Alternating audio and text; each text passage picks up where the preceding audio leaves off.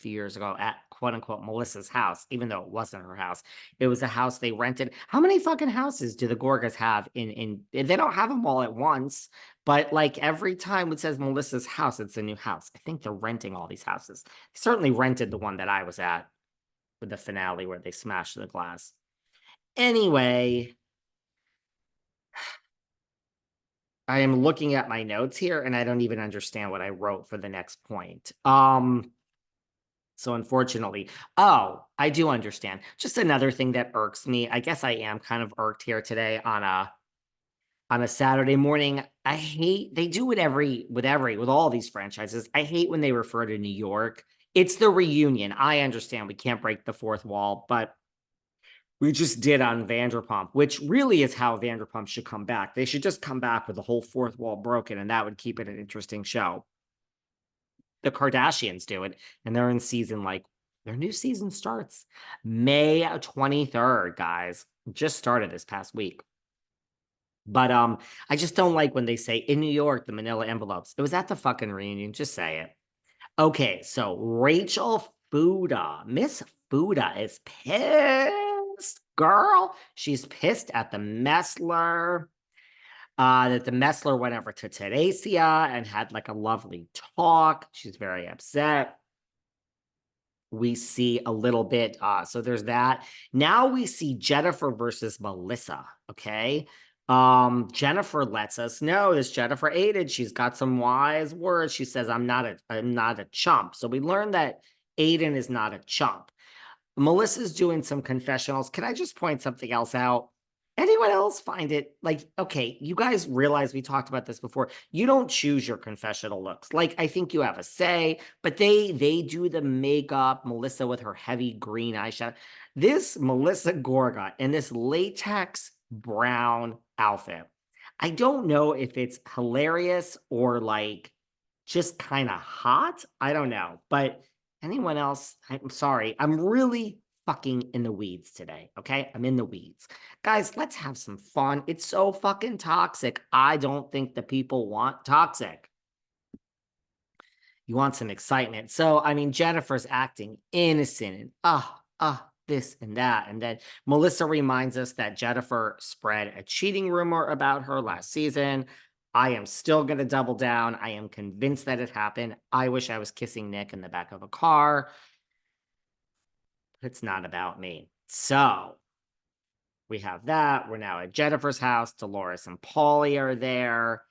And Jennifer's acting innocent. So it's Joe Gorga's birthday. It's coming up, his last year at his 40s, as Melissa points out. She's 5 years younger. Thank you, Messy G.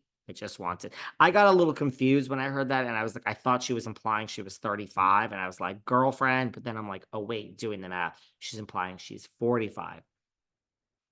The phone rings and it's Josefina Gorgasita calling our good friend, Bill Aydin, Dr. Aydin. And Dr. Aydin lets our good friend, Josefina Gorgasita, know, I cannot attend. I have to stand with my wife. Jennifer is so excited that finally her husband has stuck up for her and stood by her. Bill, you learned your lesson, girl. So Bill is standing up for Jennifer, which, look, it's good to see, right? It's good to see this Jennifer. I mean, she's apparently been up to a lot of things off air. Melissa's old nose is saying she leaked the DMs and the screeners and whatever else she's doing. But she has her moments on the TV where I'm like, God, she's a good girl. But then everyone slips into my comments and says she ain't a good girl. She's very manipulative, but is it because I used to be friends with her? Because I used to be friends with Asajj, and I don't really have as soft a spot. I just think Jennifer, she just gets in her own way, that Jennifer Aydin. Girl, you're messy. That's the difference. The Marge is so good at what she does with the finstas under the bed. She's so good at it, the Marge. She buttons it up so tightly. This Jennifer, she tries to have finstas, and I mean, they're falling out of her pocket while she's walking up to the stage at BravoCon. I mean, this she's a mess. Now we flash forward. We learn that Teresa cannot be bothered with anybody. She hightails it out of there and goes home. Gabriella is leaving for the University of Michigan. It is official. The day has come. We show a phone call with the one, the only Juicy Joe.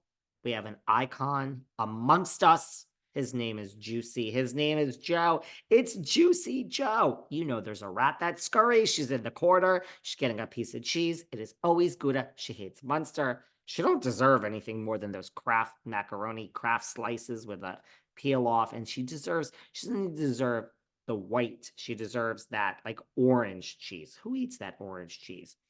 But Kraft let me tell you something. Kraft macaroni and cheese, if it's made right, is really good. But you have to put tobacco sauce or ideally sriracha. So you got to make the Kraft macaroni and cheese. Now, I don't cook, but back in college, I actually did cook. I made stovetop stuffing, a little bit of water, and you put like a Dijon mustard. That was the dinner. Or Kraft macaroni and cheese, and you put the sriracha sauce on. How good is that? But anyway, the Tamrat does not deserve any of this cheese. It's all too good for her. But we have an icon, Mr. Joseph's, Juicy Joe. Love seeing Juicy on the TV. Teresa's crying. Look, we all, say what you want. You love Teresa, you hate Teresa. It is like a real emotion when your child is going to college. So then Juicy says, what are you going to do? Remember, that's his big line when he was on the podcast. Do we get Juicy back on the podcast? Do we bring him on here? I asked if I should bring Melissa's old nose on. Most of you said yes. Here she is. She did a little teaser this past Sunday for us about the spoilers. So if you haven't listened to that, go listen. It was this past Sunday. Should we bring Juicy on the podcast? I don't know. What are you going to do? But I love seeing Juicy. Now, they ask Teresa in a confessional, is Juicy helping pay for the college? Teresa can't wait to say no. I mean, he is getting his life together in the Bahamas, so just leave the man alone.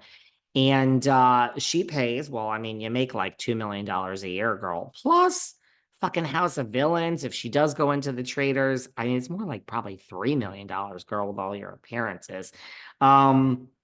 Put it away, Teresa. Put it away. And by the way, look, I am going to die alone. What the hell do I know? I've said this before. I don't believe in commingling bank accounts. This is why I'm going to be single forever. I don't care who you are. If you fell and swept me off my feet, which I don't even know if that's possible at this point in life. I'm a very happy person. I'm not bitter. I'm just like, I don't know if I have that in me, but keep your bank account separate. Teresa, I hope. Now, she says in interviews, she was just asked, I think on Entertainment Tonight, she says her money's her money and Louie's money's her money. So, okay, girl, because all these people listening don't think that's the case, girl. But she says Juicy's not helping pay for college, and she says Louie is. So, look, I'm going to call bullshit on that one.